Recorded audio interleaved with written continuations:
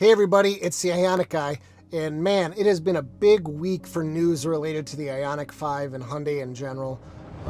This one is kind of something that has been talked about for months and months and months and months, and that is the failure of the Integrated Charging Control Unit, or ICCU, which is the main device used for distributing electrical power to the battery, to the 12 volt. So NHTSA, the National Highway Traffic and Safety Administration, finally had enough complaints that they officially opened an investigation, and they found some issues, and Hyundai responded, and there will be a software update coming out in July for affected vehicles, and they are saying they will replace any damaged ICCU in affected cars.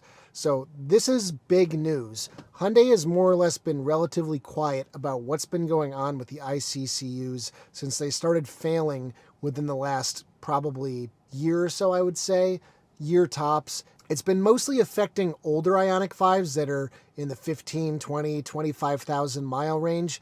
I have seen some 2023 Ioniq 5s that have had it though, so I don't really know what's going on here because they're saying it's only affecting 2022 Ioniq 5, but I know just based on your guys' comments that it has affected some 2023 owners as well. I've even heard it affecting Ioniq 6 owners, and the Ioniq 6 has only been on sale in the US for 3 or 4 months now. It's an eGMP platform problem. It's not just Ioniq 5, it's Ioniq 6 as well at this point.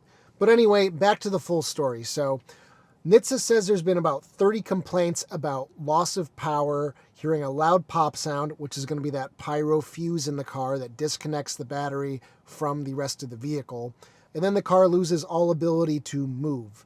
So that is the main complaint to NHTSA. That's what they started investigating. NHTSA's Office of Defects Investigation is saying that the ICCU is receiving too much current and it can damage the transistors, resulting in the ability to charge the 12 volt battery. And if the 12 volt battery isn't functioning, then nothing else in the car functions.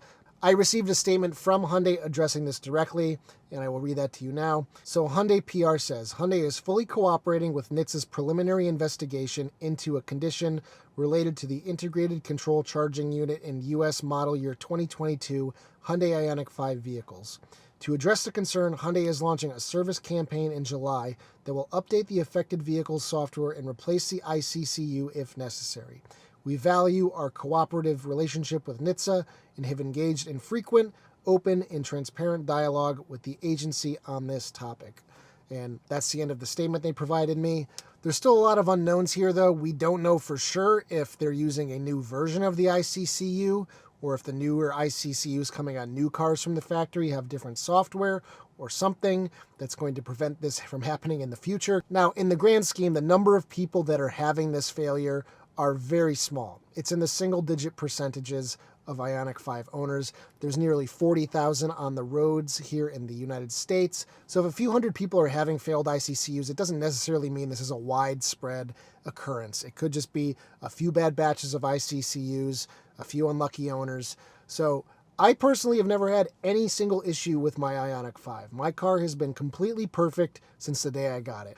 And I have one of the earliest models that came to the US. Mine was manufactured in, I think, November of 2021. So I bought in January 2022. So this is a very early build of the Ioniq 5 for the US market.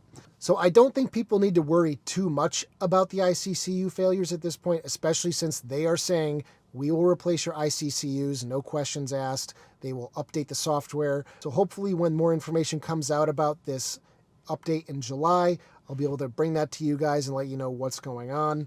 At least now you can sleep a little bit more soundly knowing that NHTSA has our backs and Hyundai knows about it and they're cooperating with NHTSA. So hopefully that does help a little bit in the long run.